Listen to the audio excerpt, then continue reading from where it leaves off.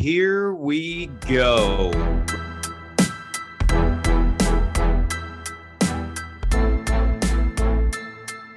Welcome to the 9 Route Fantasy Football Podcast.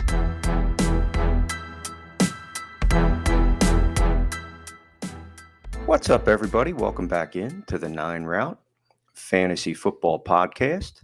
Pat and Scott, we're heading into the end game, so to speak. We're closing in the end of November is upon us.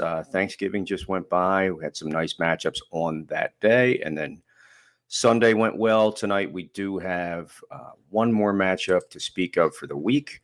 As far as our game of the week, so to speak, on Monday Night Football, it's Pittsburgh Steelers, Indianapolis Colts. So there are some players still in play for people here in Week 12. There were no bye weeks this week. Nobody took a holiday or vacation this week.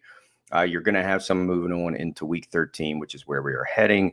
You're looking at the Arizona Cardinals. You're looking at the Carolina Panthers. There are some players involved there that you may need some replacements for, depending on your bench and how things are going. But we're closing in on the end. We're going to give you some information regarding news, updates on injuries, and things like that. Pat, how was your holiday, first and foremost? It was good. Spent some quality time with the family, watched some football, ate some food. I think pretty much what most of us did on Thanksgiving. I know you were Chef Boyardee over there cooking away, and I did help. I will say, I'm not one of those guys that just sits there and does nothing, but I know that you are. Honey, get me a beer. I'm watching a game. Yeah. Well, she's got 8 other things going at one time. No, I picked a couple of dishes and made those, and helped out, and I'm a good husband. I try anyway to not have my wife shoulder the load for cooking, cleaning, and all that stuff. So yeah, it was nice though. You don't want any loads on her shoulder. I know. Yeah, that's true. All right. How was your holiday? By the way, I didn't. I know that we talked about it before. We got on here, but everybody else needs to know. How you basically made a 12-course meal for your entire family. 12, I'd say. Let's see, 1, 2, 3, 4, 5, 6 to 7, so to speak. I didn't make dessert. It was brought. We had pumpkin and apple pie. Nobody ate dessert. Actually, it's just too full after the fact. I like cooking. I do like making everything. It's everybody likes the food, which obviously means that I guess I'm doing okay there. Like, hey, make extra of this because I want to take some home and whatnot. We're more of a fill up on the sides and have a little bit of turkey and some leftovers, which are still lingering. I'll probably look to polish some more of that off now. But, just being off, like I say, for that day. I was listening to the football games while I was doing my thing. So I got to listen to Buffalo, Detroit, and a little bit of the Giants, Dallas game. And then it was time to eat, get cleaned up, and then you turn around and the day's over that fast. And then, unfortunately, I'm not able to partake this year, at least in the next day off, to shop or relax or decorate for the holidays. It was a busy work weekend for me, and then again back to the grind of that and back to the fun stuff, which is doing this podcast with you for our fans. Speaking of which, if they want to listen or drop us a line, Pat, what do they have to do? So they can go to our website, which is www.the9routeffb.com. They can also email us if they have any questions. That email address is the9routeffb@gmail.com, or they can reach out to us on social media. We are both on Twitter at the 9route1 and at Scott from Delco. And if they, like I said, if you guys have any questions out there, please feel free to hit us up any which way. And listen, a lot of the people that are listening to this podcast probably know one of us at some point. If you have my number, just text me. You don't have to hit me up on social media or email. Just text me. I do have some people that know we do the podcast, that some listen to the podcast that do, contact me and ask for advice from time to time. And then, I try my best to not disappoint them the way I've been disappointing myself in our start sits, but we'll get into that later on in the week. But no, I do my best to, try to answer their questions as truthfully and honestly as I can. But, obviously we're not wizards or, anything like that. We can't see the future. We have no idea how these things are going to turn out. Trust me, if I did, I wouldn't be wasting my time doing podcasts. I'd be sports betting and living the good life. So. Hey, you got to get that sports almanac from Biff Tannen.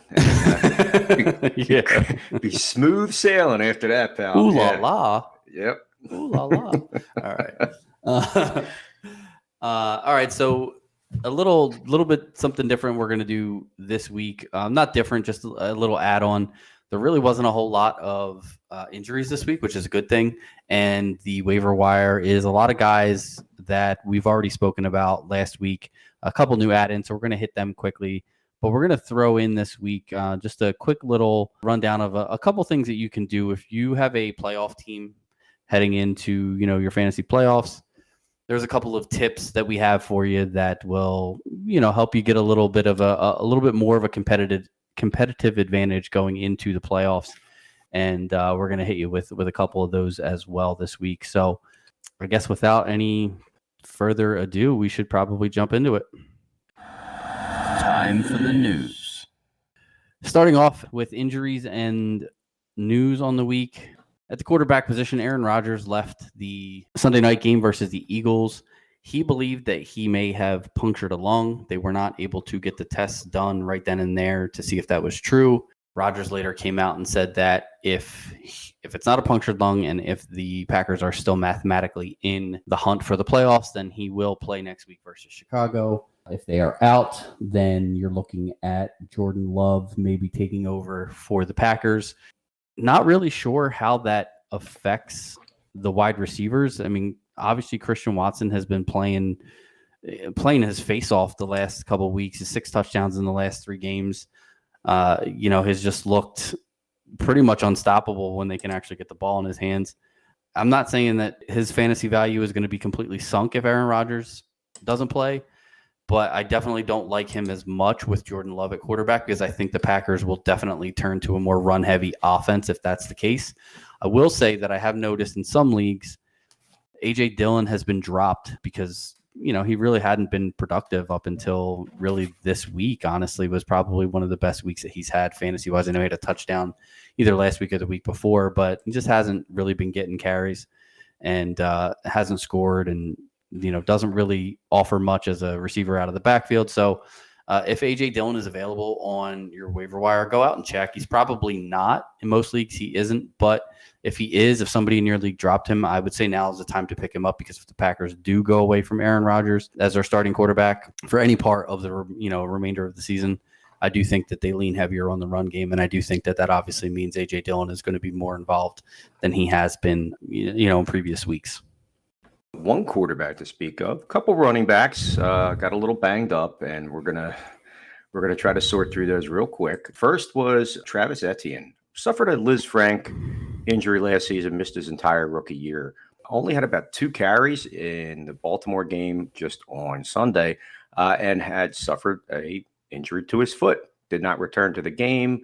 It was looking like maybe just as a precaution, like he probably could have made his way back in, but the Jaguars were in a good game that technically didn't need his services, and they were probably looking to play it safe.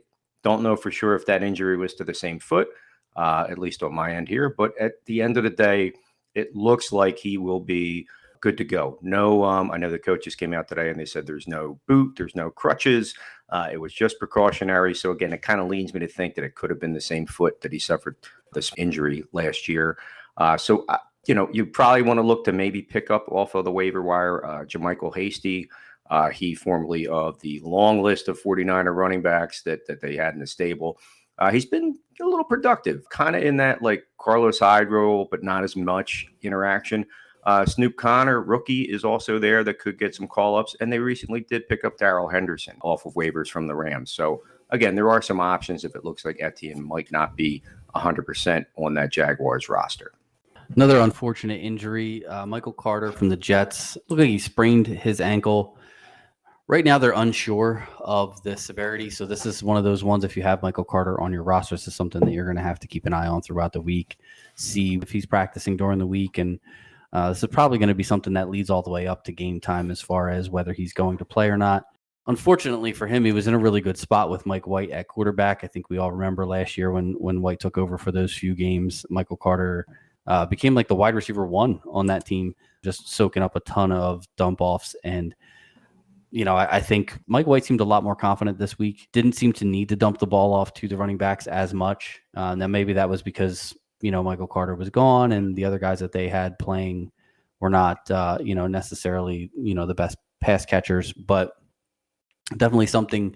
If you do have Michael Carter on your roster, you definitely are going to want to go out and pick up one of the 3 running backs on the Jets. Now, the problem with picking up one of these guys is we're not 100% sure who's going to be the guy.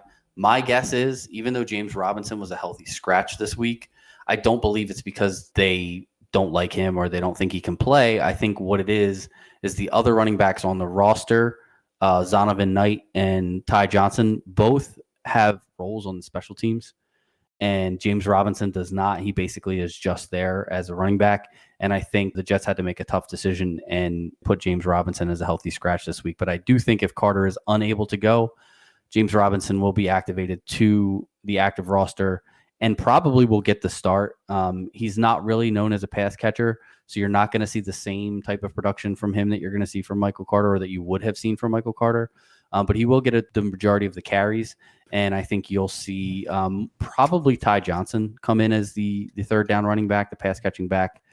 So if you want to grab one of those guys, again, we're not going to know about Michael Carter for sure before waivers hit, more than likely. So I would go out and see if any of these Jets running backs are available on your waiver wire. If they are, go ahead and stash one if you have room for him, especially if you already roster Michael Carter and you don't have a running back that you can confidently play in his stead if he misses Sunday's game.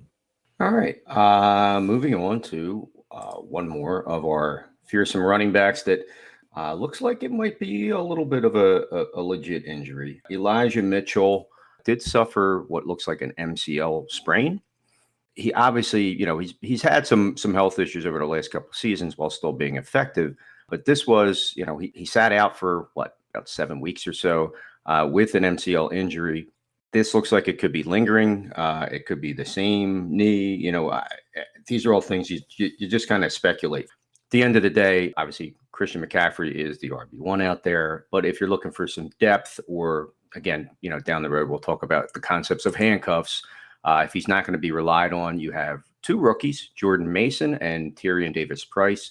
Jordan Mason is higher up in the pecking order right now, but Elijah Mitchell probably going to miss a couple weeks. I don't think they're going to want to rush him back anytime soon, especially when you already have somebody in place of the caliber of Christian McCaffrey. So that's one to monitor as far as depth goes and as far as how long he's going to sit with this. If they look to rush him back or a true NFL fashion, hold on to him until the playoffs so they get deeper, which doesn't have, the same weight as it would for your fantasy football playoffs. I think this could potentially be good news for Christian McCaffrey owners because of the fact that they're probably going to. I'm sure Jordan Mason or Tyrion Davis-Price is going to get some carries, but I don't think they're confident enough in those guys to give them the number of carries that Elijah Mitchell was getting. So I do think that Christian McCaffrey sees a little bit of a bump in his opportunities moving forward, which is, if you have McCaffrey, that's good going into your fantasy playoffs.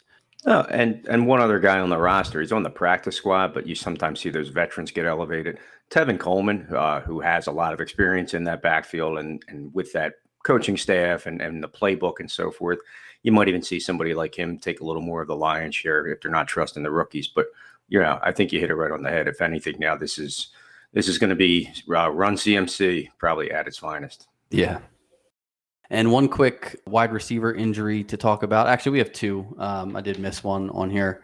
The first one was Allen Robinson. He was not expected to miss this week's game, and then sort of at the last minute was declared out. And now, as it turns out, he is going to undergo some sort of foot surgery that is going to end his season, unfortunately. So now you're looking at Matthew Stafford being out. You're looking at Cooper Kupp being out. And now they're missing Allen Robinson, which – I don't think Robinson was necessarily, anything to write home about anyway.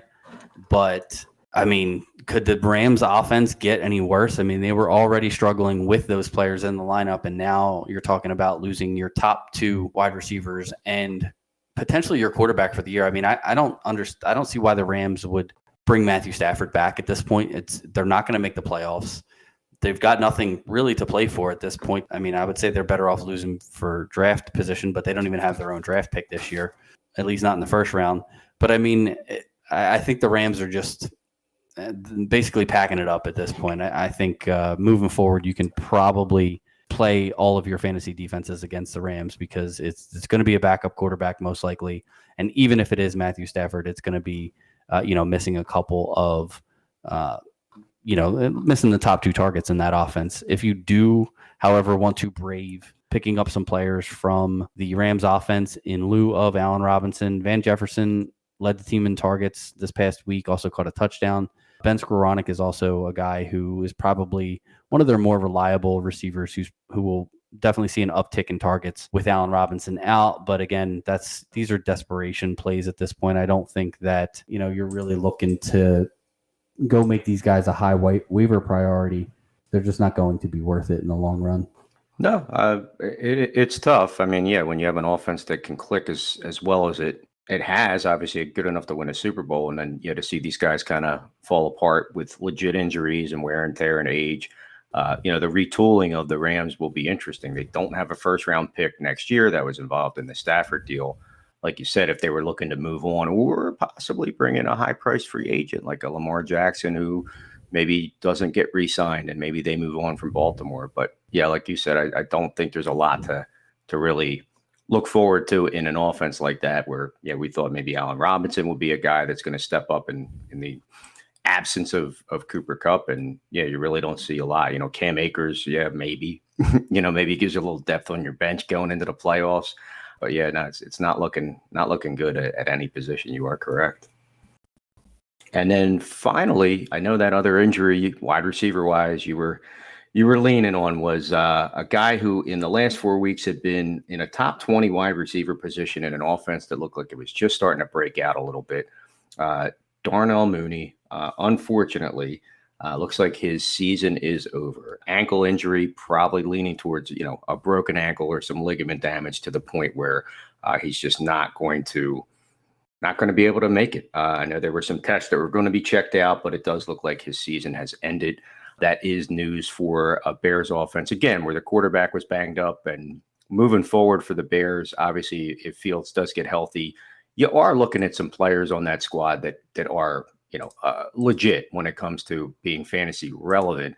Chase Claypool, obviously, they had just made the deal during the trade deadline to get him. You'll probably see him slide into a stronger role. Some of the other players on their wide receiving core are names that have, popped up here. They're Dante Pettis, Equinemius St. Brown, and then the rookie Velus Jones Jr. You might finally get to see him make a little headway and get involved in that offense. With Khalil Herbert still out, it's the David Montgomery show. Treston Ebner, rookie, is there. But overall, it's going to kind of run through there. And don't forget, you still have Cole Kmet, who had started to make his way through as well. So it's a shame to see somebody go down after he finally was starting to get back. But, if that is needed, it is what it is. Yeah, that offense was starting to click, and then Fields got hurt, and now Mooney's out, and it just seems like the Bears were doomed to have a bad year, unfortunately. Another thing I literally just saw pop up as we were just talking about the Rams. It looks like there's an injury to Aaron Donald. It sounds like you said maybe these guys are really looking to wrap it up for just phone it in for the rest of the season. For the season, I don't want to really push the issue. Hopefully, it's nothing. Aaron Donald was like, why did they talk me into coming back? This is ridiculous. We're terrible. Another injury, ankle sprain, meeting with doctors to determine the severity, more clarity on Wednesday. I would just sell. If there's any trade deadlines left in any leagues that, just maybe dump some of those Rams, see if somebody's not paying attention and somehow thinks that they're adding to their team, but actually taking away from it. All right. That's going to do it for our news and our injury segment. Let's move into the weekly waiver wire. Weekly waiver wire. So going into week 13, we looked at, a number of running backs and wide receivers that were under 50% rostered in ESPN, NFL.com, and Yahoo leagues, and compiled a list of guys who are available, like I said, in 50% of leagues. And these are guys that you can go out and add to your roster. not every single one of these guys is, a guy that you need to go out and immediately grab, but they're definitely going to be some guys on here that, again, if you're moving into your fantasy playoffs, these guys are going to be able to help you get over the hump and could be a good flex start for you. Or in some cases, the first guy we're going to talk about here, he could actually be a starter for you. Gus Edwards from the Baltimore Ravens.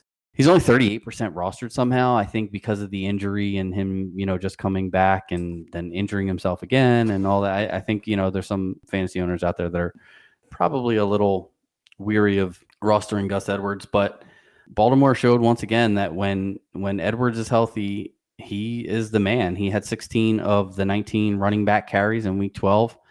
And if he's healthy, he's the guy in Baltimore. That's just the way that it works. Now, there is speculation that J.K. Dobbins could come back sooner rather than later. That could potentially eat into some of Gus Edwards' carries, but you got to worry about that later on down the road. If and when J.K. Dobbins comes back, you can't be too worried about, I'm not going to pick up Edwards because he's only going to have 1 or 2 games. Yeah, those 1 or 2 games could get you into the playoffs. Those 1 or 2 games could get you a bye. So if Edwards is available and you need a little bit of running back help, definitely go out and see if he's available in your league. And if he is, throw him on your roster because it's almost impossible to get a starting running back off the waiver wire this late in the fantasy season. And that's what Gus Edwards is. Okay. I know we just bashed the Rams, but there's always a little glimmer, a little, something there that you might say, let's take a flyer on a guy. Kieran Williams, rookie out of Notre Dame, has finally gotten a little bit of a chance to play. And obviously they released Darrell Henderson. We just talked about him signing on with the Jacksonville Jaguars.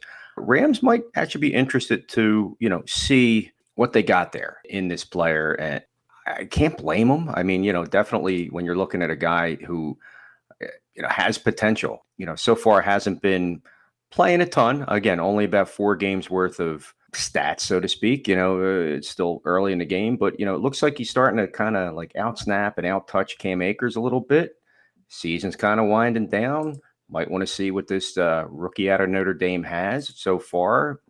His numbers are modest. 19 carries for 80 yards, a 17-yard run, 4.2 a carry, 7 catches on 8 targets for 63 yards. No touchdowns to speak of yet, but yards per target is about 8 yards a game. So, I mean, get him involved a little bit. Maybe Bryce Perkins, the younger concept of a quarterback there is going to be more involved too instead of Stafford. So you never know. These younger players can click a little bit. Kieran Williams might be available in your league. He's only owned in about 20%, heavier dynasty, but, take a flyer on him. Throw him on your roster, sit around for a week or two. Never know. Could come out to play for you. Yeah, I definitely think that, even on bad teams, there are fantasy relevant players. I don't know necessarily that Williams will be the guy, but they don't want to commit to Cam Akers, that's for sure. So he's definitely worth a roster spot. I have him in our league of record. I actually played him this week in our league of record, which doesn't say much because I don't even score 100 points in that league. But, he's a guy that I'm, taking a shot on, especially, on a bad roster. So who knows? He might turn into something. He might be nothing, but again, if you've got an extra roster spot, he might be worth it. Another running back that we want to take a look at is the guy we talked about last week, Jerick McKinnon, only rostered in 26% of leagues. He only played 34% of the snaps this past Sunday, but still had 6 targets. He's really not a guy that you're going to put in your lineup every single week, but he is somebody that you can spot start in games where the Chiefs are going to be forced to throw. There's really, honestly, a few of those games left on the schedule. They have one coming up against the Bengals this week. Then you're looking at a game against the Seahawks, which should be pretty high scoring. And then if you do play in week 18, they get the Raiders, which, again, should be a fairly high scoring affair. And I think that you could see McKinnon get some work in those games specifically. In other games, kind of a crapshoot. Sometimes they give him carry, sometimes they don't. But he's not really the number one running back, the guy who actually gets the carries in that offense. That's Isaiah Pacheco. But McKinnon's still not a bad guy to have on your roster. And again, like I said, can be a good spot start in those high scoring games where the Chiefs need to throw the ball a bunch. Wide receivers. And this one could be interesting, folks. About 45% of most leagues he is rostered, because over the last 4 weeks in our league of record, he's wide receiver 25. 7 double-digit PPR fantasy games out of 10 he's played. He's obviously, getting a little bit of a quarterback upgrade. Jacoby Brissett, yeoman's work, leading a franchise that really, he's not the guy. Wasn't expected to be the guy, but you're getting Deshaun Watson back. Now, he could come out, light it up right off of week 1. It might take him a few games to get back to game speed and things like that. But Donovan Peoples-Jones has really been a pretty solid wide receiver for a lot of people this season. Again, he's giving you those wide receiver 2 or solid flex games throughout. And to see somebody that's going to get a quarterback upgrade of that caliber could be interesting. Again, it might take a game or 2, but he's definitely somebody who should be on your bench, at this rate, because it'll be interesting to see who Watson targets right away. It could be him, could be Amari Cooper, could be David Njoku. You don't know for sure once he really gets in there and starts, getting the feel for the offense and who he likes. He's been sitting back watching practices. Now he gets to play and practice with these guys full time and really start to see what clicks. So Donovan Peoples-Jones, if he's available, again, the usage is out there, that the numbers are out there to justify him being a part of your team. Yeah, if you remember when Watson played with the Texans, he had a great connection with Will Fuller, who was the Texans' deep threat. Yeah. And that's exactly what Donovan Peoples-Jones is for the Cleveland Browns. So, I definitely think that there's a chance. Watson throws a great deep ball. As long as Donovan Peoples-Jones can stay healthy and continue to get open, I think the sky's the limit for him. I think he could be one of those guys who, like Amon-Ra St. Brown last year, just completely takes off in the playoffs if Watson comes back and plays to the caliber that we've seen Deshaun Watson play to early in his career. I mean, he hasn't played in almost 2 years now, so could definitely be a little rusty, but it's like riding a bike. You don't lose it. It's just it's one of those things where you just kind of got to get used to it again. Yeah, being fresher, absolutely. Yeah, it's going to be probably one of the most interesting things to watch. And you just said it back in Houston, where he had DeAndre Hopkins and yes, Fuller as the guy. So if you're looking at Cooper, Amari Cooper, right? He's your Hopkins. You're very comparable with an actual solid running game. And I know that when it comes to Donovan Peoples-Jones, he'll probably end up being a favorite of Deshaun Watson because he's really good at rub routes. I know that for a fact. So another guy that you could look at, we talked about him a little bit last week, Paris Campbell. He's rostered in 43% of leagues. He's had 7.5 targets and at least 9 PPR points in 5 of his last 6 games. He's been pretty good with Matt Ryan at quarterback. So as long as Matt Ryan stays the quarterback, which it seems like he will with Jeff Saturday as the head coach, then I think Paris Campbell is at least a usable flex option week to week. Another one that we're looking at, again, it's a Ram, we understand. But yes, if you're getting a wide receiver 1, arguably, you might want to keep that guy around. Van Jefferson, he is basically that guy right now. He's only about 16 to 20% rostered. But again, as these guys fall by the wayside, somebody's got to make plays. Somebody's got to catch the football. Van Jefferson, if he's available, will probably be the wide receiver 1 in Los Angeles for arguably the rest of the season. So definitely get him on your roster.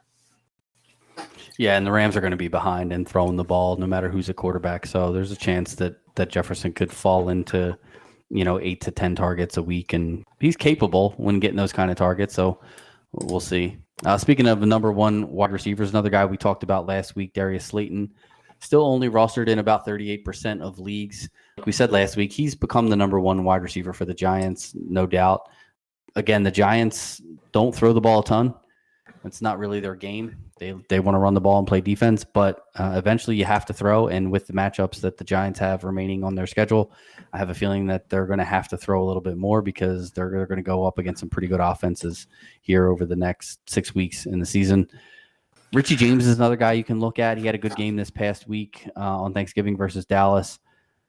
He's probably going to be the number 2. Again, not a high volume passing offense for the Giants, but 2 guys who, could get a touchdown any week, really. I mean, they're the guys that are getting the most targets in this offense.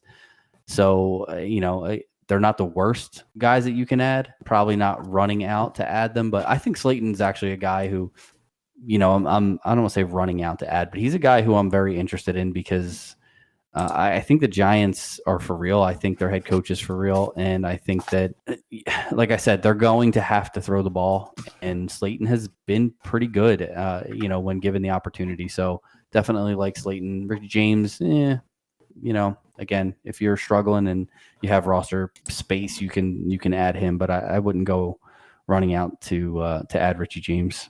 Another guy who's, last couple of weeks has finally started to shake loose his, again, potential wide receiver 1 in Houston. Change of quarterback this week really didn't have too much of an effect. They still lost. So Davis Mills gave way to Kyle Allen. We know there were some issues with Brandon Cooks not happy that he didn't get traded, and they actually stripped him of captaincy. So it sounds like there was some, beginning of the end there. We talked about that in previous episodes. Nico Collins quietly is, a little preseason hype, and then he was battling some injuries. Over the last 2 weeks in our league of record, he's wide receiver 24. He's receptions based. It's a PPR league concept. Over the last 2 weeks, he's 11 catches on 16 targets for 92 yards. And again, as you see, it's, the targets and receptions increased this past week with Kyle Allen, a quarterback who it looks like they are going to continue with, at least at this point. Brandon Cooks looks like he's just no longer the guy there. Chris Moore, another wide receiver that started to make a little bit of headway as well.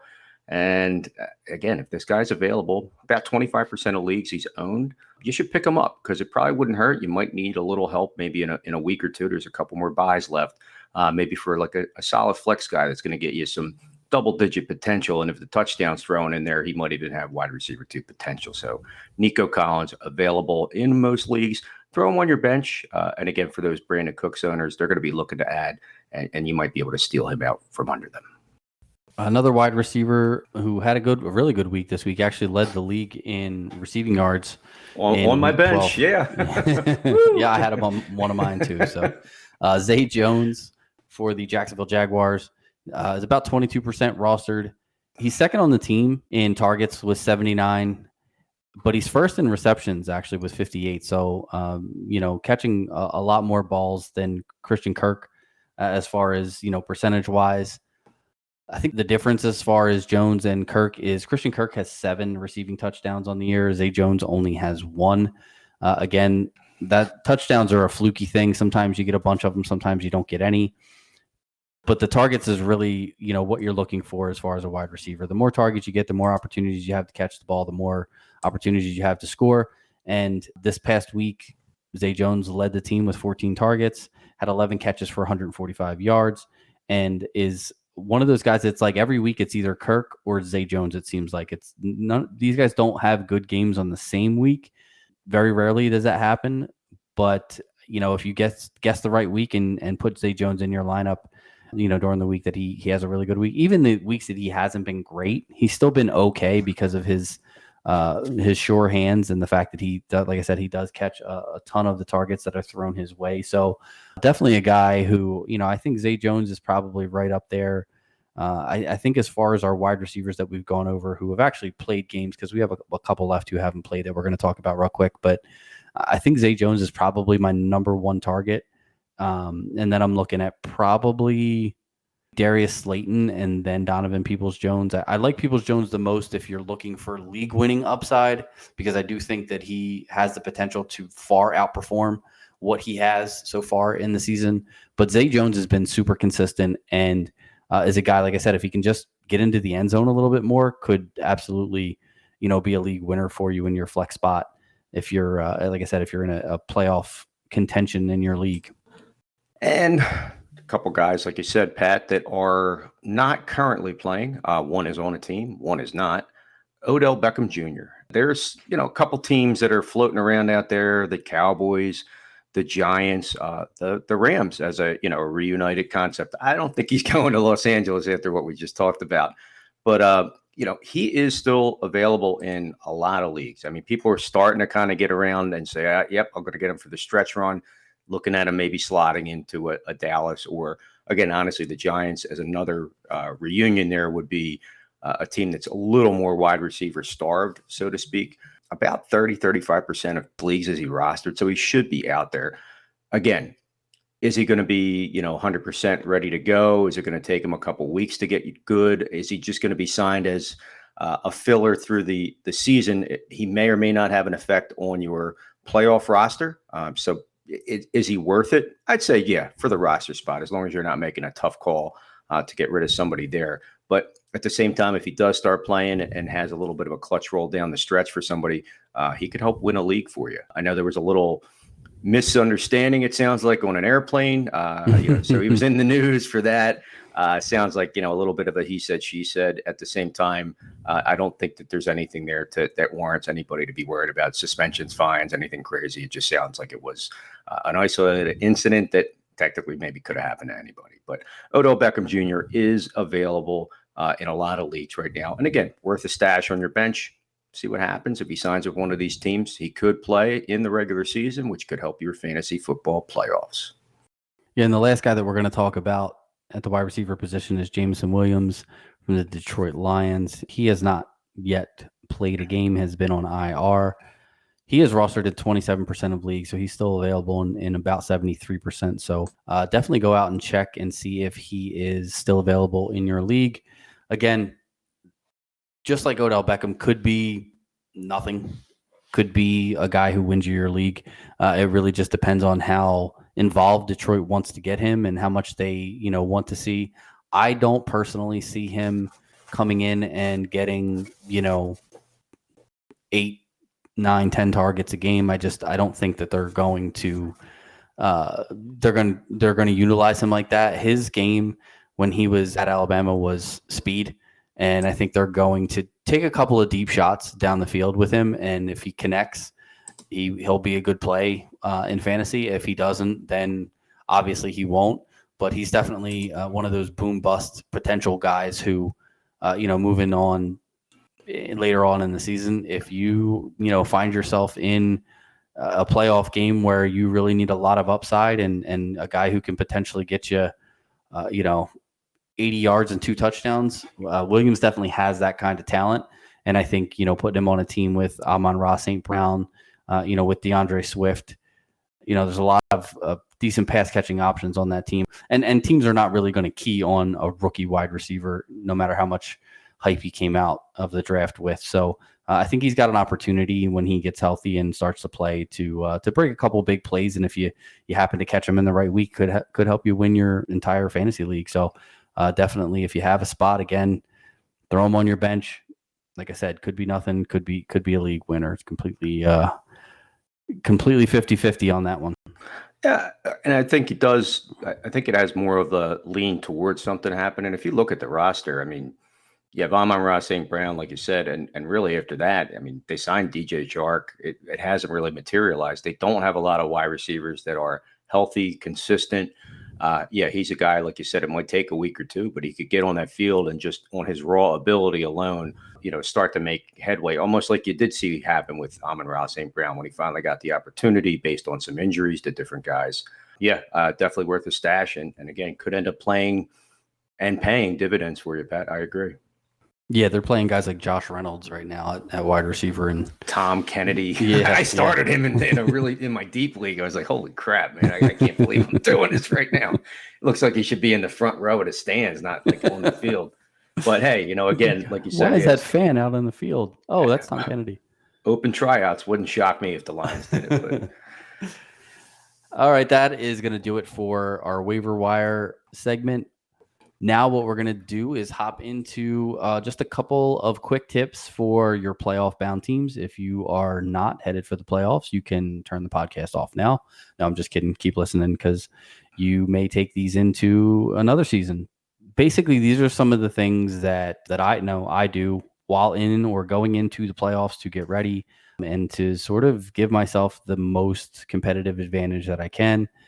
So the first thing that is important, at least for me, is right about now, about a week or two before the playoffs start, is when I start handcuffing my running backs. I'm not a big believer in handcuffing your running backs at the draft because everybody comes into the season fairly healthy, and injuries in the beginning of the season are just a crapshoot. Either they happen or they don't, and you can't predict them, and there's nothing you can do When it comes to the playoffs, however, you've already built yourself a roster that is good enough to make the playoffs, obviously.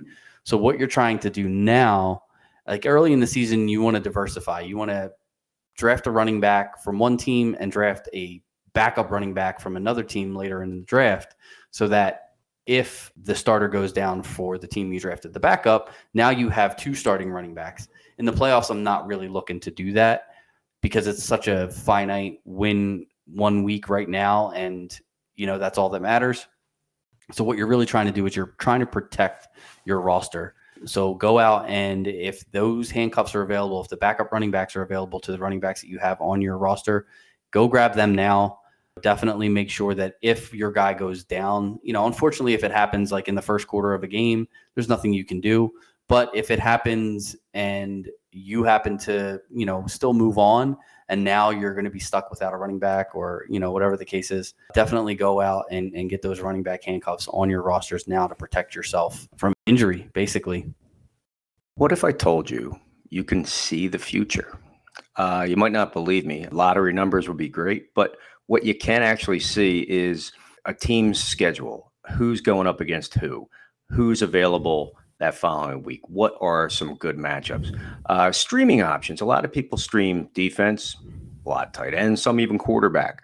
You know ahead of time by a week or two easily what the schedule's like, what the matchups are based on the abilities of said team versus a defense, a defense against a quarterback, and so on and so forth. So you have the ability to do that. Start to look ahead. Start to get these guys a week or two ahead of time. Line yourself up and don't wait, because you may have a roster spot. You may have a fringe player that's, you drafted the guy, you're still waiting for him to break out. Dude, it's week 13. If that guy hasn't broken out yet, he's probably not going to break out. If he's one of those Rams we talked about, so on and so forth. That being said, you can actually sit there, and some people do that. Some people laugh at people that hold on to 2 defenses, or, even leagues that have kickers. But it's like, those are the people that are looking at the potential for that following week. Following some of the injury trails that also plays into those matchups is huge. We're going to start to talk about that because we are going to get into the home stretch of those streaming options and how they really can affect you to sit on a couple players. Because again, if you don't get them, somebody else will, right, Pat? Yeah, absolutely. I very, very rarely roster 2 defenses in any of my fantasy leagues, but when it comes to playoff time, I've actually rostered 3 defenses before and had my whole entire playoffs, defense basically planned out so that I was going up against one of the top or the worst 2 teams, I should say, versus the defense position. So yeah, I'm not a big putting extra defenses on your roster guy during the regular season, because I think you can always find a streaming option. But during the playoffs, absolutely. Not only do you want, especially the defenses, not only do you want those guys on your roster, but you want them not on your opponent's roster, which brings us to our next point, which is check out your potential opponent's needs and grab those players too. Playing keep away from your opponent is within the rules, completely fair, completely legal, and it gives you a huge leg up. If you know that your opponent, your upcoming opponent, is going to need to stream or they normally stream a tight end, or something of that nature, or maybe they have a really good defense. They have the Bills defense or something like that. But I think the Bills play the Dolphins, coming up as part of their playoff run, and that's definitely not an offense that I want to start my defense against. So I would be looking to stream if I had the Bills defense. If, however, you play the player in your league who has the Bills defense, hey, go ahead and pick up another defense off of the waiver wire just to keep one away from him. Or again, if you happen to be playing a team who is streaming quarterbacks, I know that's a big thing in 1 quarterback leagues, because you just don't need a ton of, there's just not that many starting quarterbacks that are head and shoulders above, the rest of the field. So go ahead and grab another quarterback. We talked about the whole Deshaun Watson coming back from his suspension. Even if you don't need a quarterback, check to see if the teams that are going to make the playoffs in your league do, and go out and grab Watson to keep him away from those. I mean, you're looking at a potential, Deshaun Watson has been, the last 3 full seasons he's played, he's been the quarterback 5 overall in all 3 of those seasons. You do not want your opponent, especially somebody who's been streaming guys like Kirk Cousins and Derek Carr here and there. Like, you don't want him to have an option where he can just set it and forget it. So definitely go out and see what your opponents need. Grab players that are going to, that would potentially make their way onto their roster and put them on your roster first. The roster makeup is completely different heading into the playoffs. I'm not just stacking my team with upside players like I am during the season. What I want to do is have my starting lineup pretty much set for the playoffs because there's no bye week, so you don't have to worry about that. And then you want to grab your handcuffs, you want to grab your streaming options, and then you want to grab your keep away options in that order.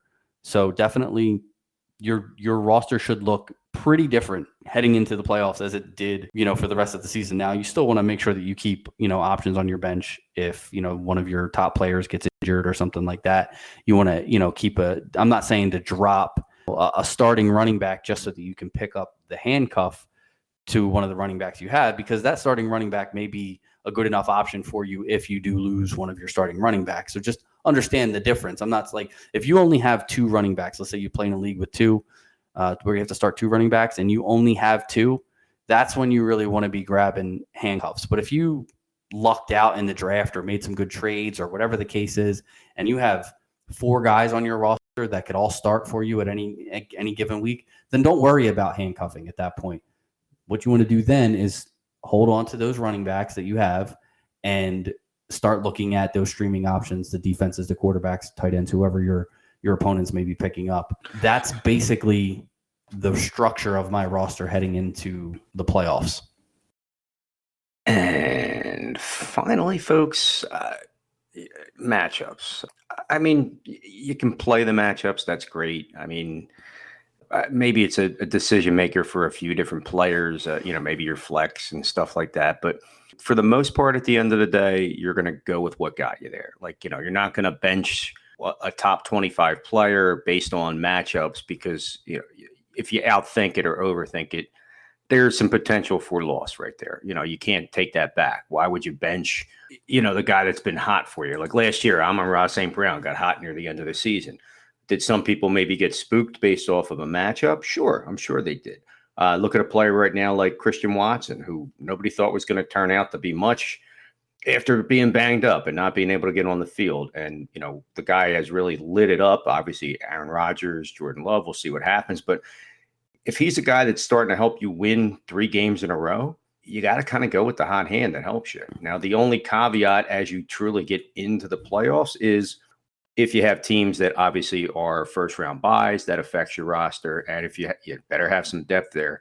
And if you have teams that start to shut down, period, based off of, hey, they're happy where they're at in the playoffs, that can have an effect on you. Sometimes in your final, if you go all the way till the end, for those that are maybe even starting playoffs right now, totally different options are available. So you still have some good players out there. So you always want to pay attention. But at the end of the day, go with what got you there. You're talking about the NFL teams actually shutting down some of their options, not.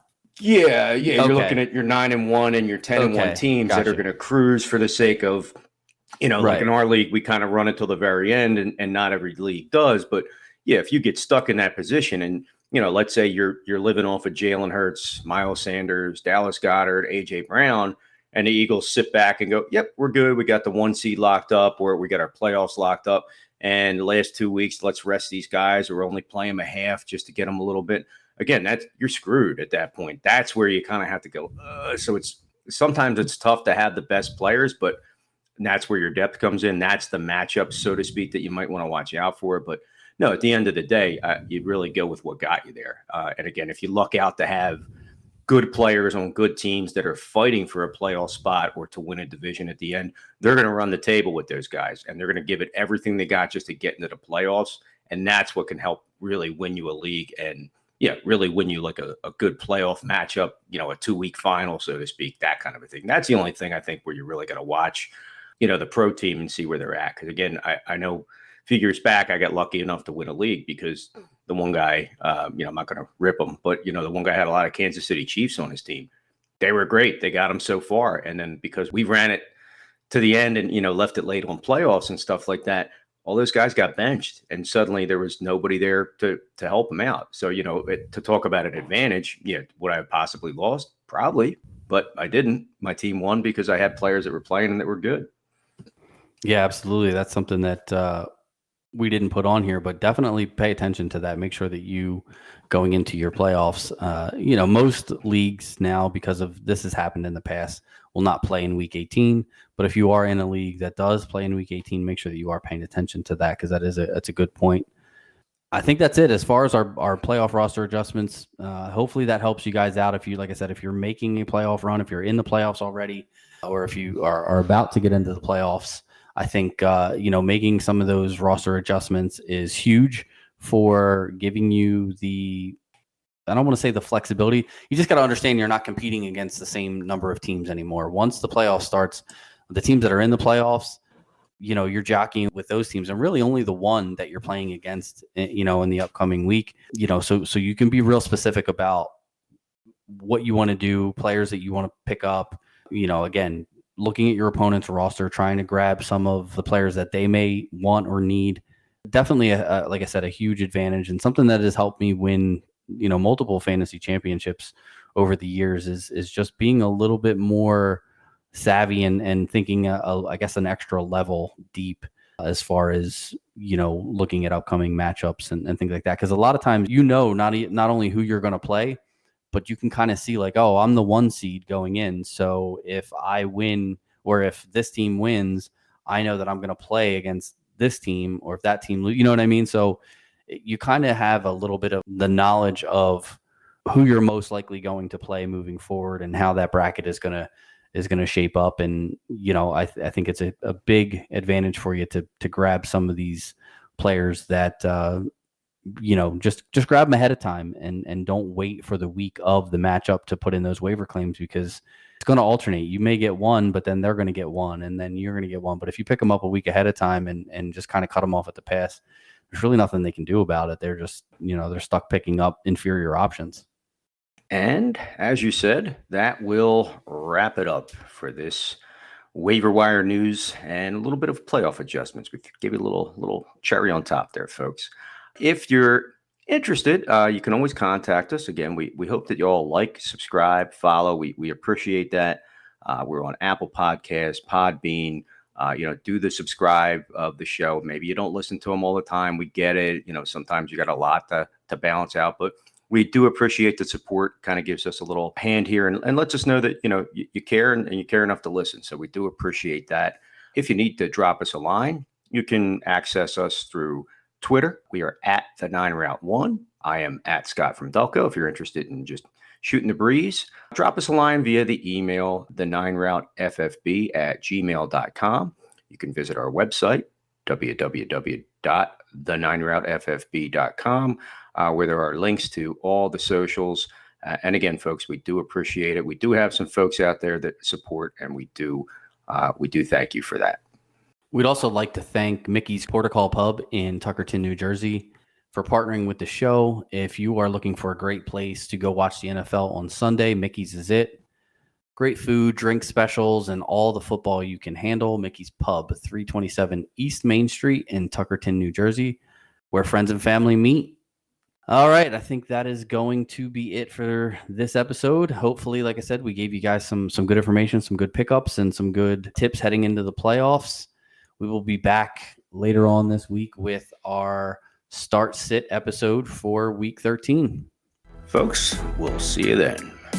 Peace.